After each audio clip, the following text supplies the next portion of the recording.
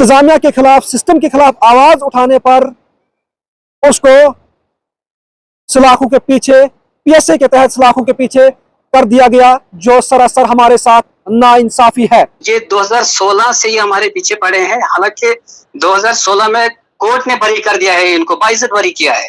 बिल्कुल, अगर कोर्ट ने बाइज्जत बरी कर दिया तो मतलब ये कोर्ट की तौहीन कर रहे हैं। उस कोर्ट उस चीज को मानते ही नहीं है ये लोग, फिर भी हमारे पीछे पड़े हैं। 2016 से 2024 तक इनको कुछ नहीं मिला। जब कुछ भी नहीं मिला तो उसके बावजूद इन्होंने ऐसे कैसे क्या से क्या नहीं किया, कौन सी सियासत है ये हमें भी समझ नहीं आ रही है। बिस्मिल्लाहिर्रहमानिर्रहीम। अस्सलामु अलैकुम नाज़रीन, मैं हूं राजा शकील, आप देख रहे हैं द चनाब टाइम्स। नाज़रीन, मुझे और कुछ नहीं चाहिए, मैं बस इंसाफ चाहता हूं। मुझे और कुछ नहीं चाहिए, मैं बस इंसाफ चाहता हूं। जो लिखी थी गांधी ने, मैं वो तारीख चाहता हूं। नाज़रीन, आज जिस खबर से आपको आगाह कराने जा रहा हूं वो खबर जिला डोडा से है।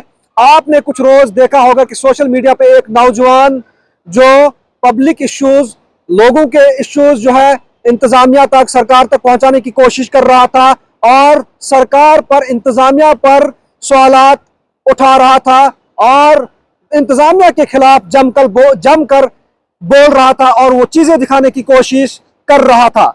जहां नाज़रीन, कल उस शख्स को पुलिस ने हिरासत में लिया और उसके बाद जब उसकी फैमिली, उसके लाहकीन जब वहां पर डीसी ऑफिस और पुलिस स्टेशन में गए तो उसके बाद उन्हें बताया गया कि इस शख्स के खिलाफ जो है पीएसए लगाया गया है, क्योंकि ये शख्स जो है गलत कामों में मुलव्वस है। बहरहाल कल सुबह से पूरे दिन उनकी फैमिली वहां तक रही, लेकिन उस पर किस तरह की कार्रवाई की गई, किस तहत, किन वजूहात के तहत उसको पीएसए लगाया गया, वो पूरे दिन नहीं बताया गया।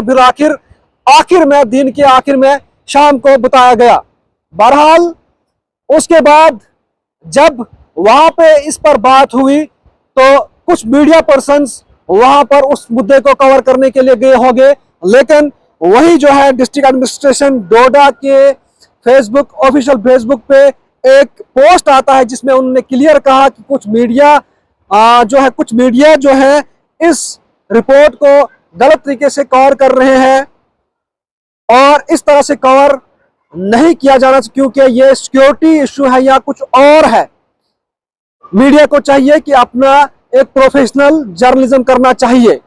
बहरहाल उस पोस्ट के बाद किसी भी मीडिया हाउस ने यह जानने की कोशिश नहीं की या किसी भी मीडिया पर्सन ने, लोकल हो या नेशनल मीडिया हो, किसी ने भी इस पर तहकीक करना, उस परिवार का पक्ष या इंतजामिया का पक्ष लेने की कोशिश नहीं की। बिलाखिर उस शख्स को जो है पीएसए के तहत बंद कर दिया गया और शाम देर जब हमने फोन खोला तो वहां पर एमएलए डोडा महराजुद्दीन मलिक का फेसबुक हैंडल या ट्विटर हमने जब देखा तो वहां पर इस शख्स के हक में पोस्ट डाला जिसमें उन्होंने लिखा एक नौजवान शख्स को पीएसए के तहत जो है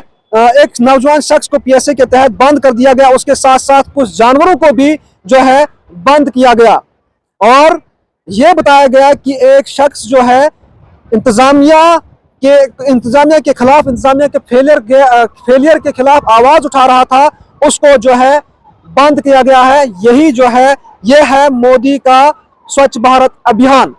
उसके बाद जब हमने इस तमाम पर जानने की कोशिश की, सुबह जब हमने देखा तो डिस्ट्रिक्ट एडमिनिस्ट्रेशन डोडा है, इसके फेसबुक हैंडल पे एक पोस्ट किया गया। वहां पर उन्होंने ये लिखा है, मैं पढ़ के आपको सुनाता हूं। उन्होंने ये लिखा कि ये वाजह करना है कि एक OGW को कानून के मुनासिब अमल की पैरवी करने के बाद हिरासत में लिया गया है।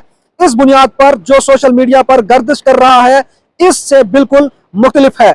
अवामुन्नास और मुंतखब नुमाइंदों से गुजारिश है कि मज़कूरा मामले में गुमराह ना करे। यह शायद लगता है कि महराजुद्दीन मलिक की पोस्ट को ही इंतजामिया ने निशाना बनाया हो। बहरहाल उसके बाद हमें पता चलता है कि ये जो है इस शख्स को OGW के नाम से जो पुकारा गया और OGW का उस पर टैग लगाया गया। बहरहाल जब हमने इस तमाम मुद्दे पर जांच करने की कोशिश की तो हमारे पास एक डिटेल आती है। जराइयों के मुताबिक इस शख्स को 5 एफआईआर के तहत 5 केस जो इस पे थे, उन केस के तहत इसको अब जो पीएस से आयद किया गया, इस पर पीएस से आयद किया गया।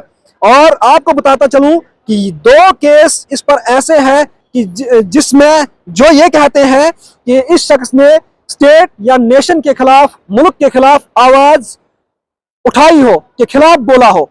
बहरहाल ये केस जो है 2016 के केस है। और आपको बताता चलूं कि उसके बाद जो 3 केस अलग से है, एफआईआर नंबर भी यहां पे है, मैं तो बाद में अगर जरूरत पड़ी तो आपको आपके सामने भी रखने की कोशिश करूंगा। ये उनमें यह लिखा गया है कि इस शख्स को लड़ाई झगड़े के तहत जो है वो एफआईआर लगी हुई, वो केस जो है लगे हुए हैं। बहरहाल तो उसके बाद जब हमने उनके पुराने कागजात को देखा, जानने की कोशिश की, तो वहां पर यही मालूम हुआ कि ये शख्स जो है, इस शख्स को पुराने जो दो केस 2016 में लगाए गए हैं, वो केस भी इसमें मौजूद थे। और जब हमने कानून जानने वालों से बात की, उन्होंने कहा कि एक शख्स को सेम केस के अंदर पीएस से नहीं लग सकता, सेम चार्ज के अंदर पीएस से नहीं दूसरी बार नहीं लग सकता, क्योंकि आर्टिकल 20 भी यही कहता है कि एक फर्द जिस पर से एक चार्ज पहले लगा हो और पीएस से उस चार्ज पे लगा हो, बाद में वो खत्म हो चुका हो, उस पर उसको पीएस से नहीं लग सकता। बहरहाल कल जिला इंतजामिया, डोडा की इंतजामिया ने इस शख्स पर पीएस से आयद किया, जो है दूसरी बार बुक कर दिया गया है। अब हम इनके फैमिली, जो इनके लुहाकीन है, उनसे जानने की कोशिश करेंगे आखिर वो क्या कुछ इस हवाले से कहेंगे। तो नाज़रीन, इस वक्त मेरे साथ जिस नौजवान को पीएससी के तहत गिरफ्तार किया गया, बुक किया गया, उसके बड़े भाई मेरे साथ मौजूद है। हम इनके तासुरात भी जानने की कोशिश करेंगे, आखिर ये क्या कुछ कहेंगे। सर, थोड़ा सा बता दीजिए, जो कल आपके साथ वहाँ पे पूरा सानिया हुआ, जो मामला पेश आया, इसके बारे में थोड़ा सा बता दीजिए हमें। अस्सलाम वालेकुम रहमतुल्लाह। वालेकुम सलाम। सर, कल एक्चुअली ये हुआ, मैं घर पे मौजूद था नहीं जी। मैं बाहर गया था ट्रीटमेंट के लिए। मुझे सर्जरी हुई है 1.5 महीने पहले। तो घर में सुबह के 5 बजे कम 30 से 35 पुलिस वाले आए, कुछ लेडीज भी थी उनके साथ। तो भाई घर पे था, वो बोट लगा के अंदर आ गए घर के, कोई किचन में, कोई कहाँ, तो पकड़ लिया उसको वहां से। जी। अब समझ नहीं आ रही है कि आखिर वजह क्या है। उसका जुर्म सिर्फ इतना था उसका कि वो आवाज उठाता था गरीबों के हाथ में। हमारे साथ में यहाँ ये वेस्टेज डंपिंग होती है, उसके लिए आवाज उठाता था कि यहाँ पे पोल्यूशन है, बहुत सारी प्रॉब्लम क्रिएट होती थी यहाँ पे पूरे महल्ले में। तो उस पे वो अक्सर आवाज उठाता था, बस जुर्म उसका इतना था, बाकी कोई जुर्म नहीं, कोई कुछ नहीं। 2016 में उसको कैसे लगा था, वही आज वही फाइल दोबारा उन्होंने वही लाई और उसको आज दोबारा से पैसे लगा दिया। तो हमारे साथ तो जुल्म की इंतहा हो गई है। आपसे मैं ये जानना चाहता हूँ कि जिस तरह से आज डिस्ट्रिक्ट एडमिनिस्ट्रेशन की तरफ से एक स्टेटस, एक पोस्ट डाला गया, जिसमें उन्होंने ये कहा कि ये OGW था, क्या ऐसी कोई मूवमेंट आपने देखी? क्या इस तरह का वाकया था इनके साथ? OGW अगर ये होता तो ये 10 साल तक कहाँ थे? 5 साल या 10 साल तक ये कहाँ थे? इन्होंने आज तक क्यों नहीं बोला? OGW कहाँ से आया? बिल्कुल ये मतलब ये जुमलाबाजी है, ये धोखा है। अब इनके पास तो कुछ बचा नहीं कहने के लिए जी। इसको पकड़ने के लिए। इसको FIR 2016 की है, 2017 की है और 2024 में ये कैसे लगा रहे हैं। जी। तो OGW कुछ भी नहीं है, कोई गलत एक्टिविटीज नहीं है, इनके पास कोई सबूत नहीं है, कोई गलत मतलब कुछ भी नहीं। सबूत क्या, जब है ही नहीं, सबूत कहाँ से आएगा? एक्चुअली पिछली बार भी ऐसा हुआ था, दिल्ली से फोन आया था, +91 दिल्ली का नंबर था, और उसमें इन लोगों ने हमें हिरासमेंट इतना किया था कि पूरे घर में 3 दिन हमें नजरबंद रखा था, मेरे को भी और मेरे भाई को भी। नंबर दिल्ली का था और ये लोग कह रहे थे ये पाकिस्तान का है। ये इंसाफ एडमिनिस्ट्रेशन का हमारे साथ।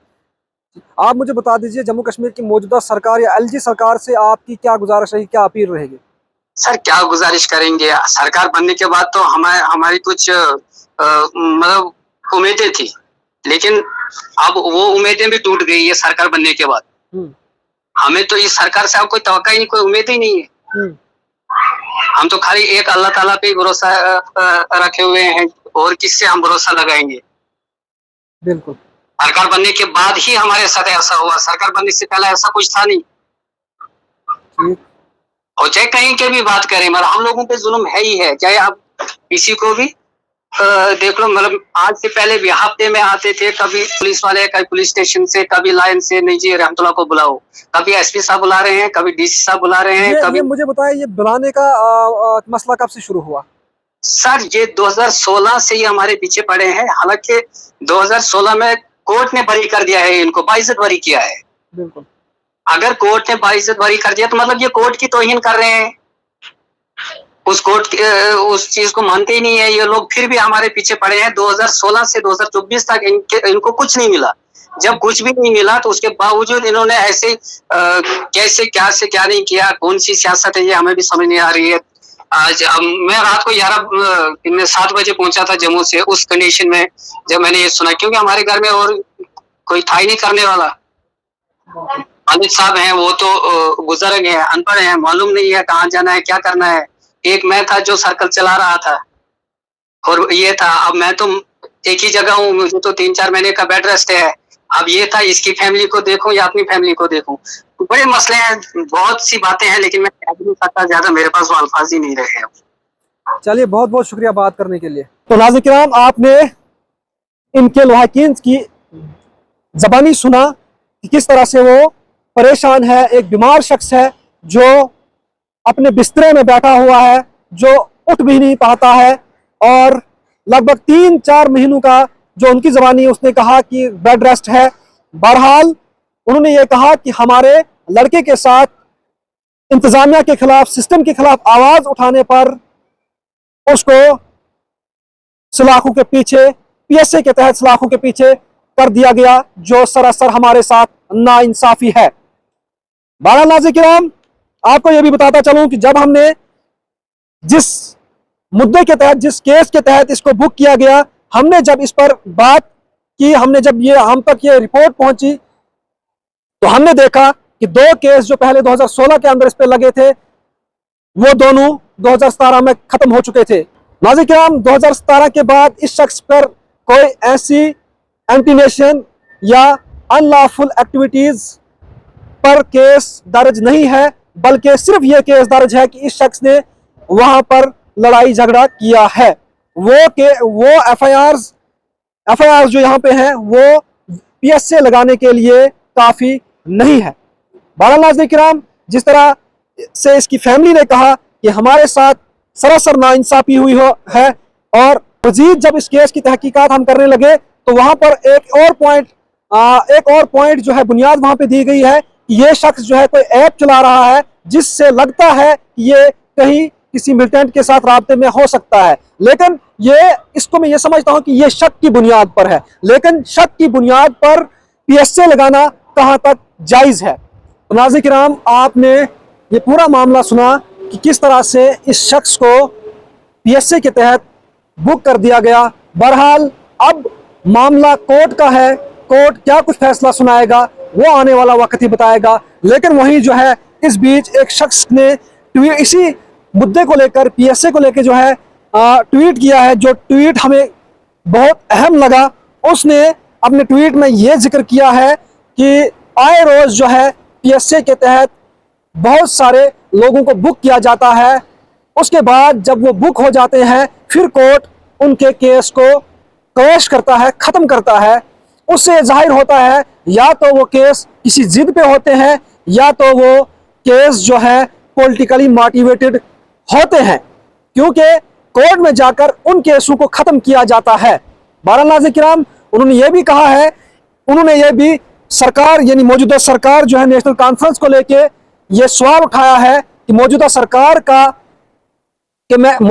के मैनिफेस्टो में ये बात थी कि हम जो है पीएसए को लेकर रिपील करेंगे।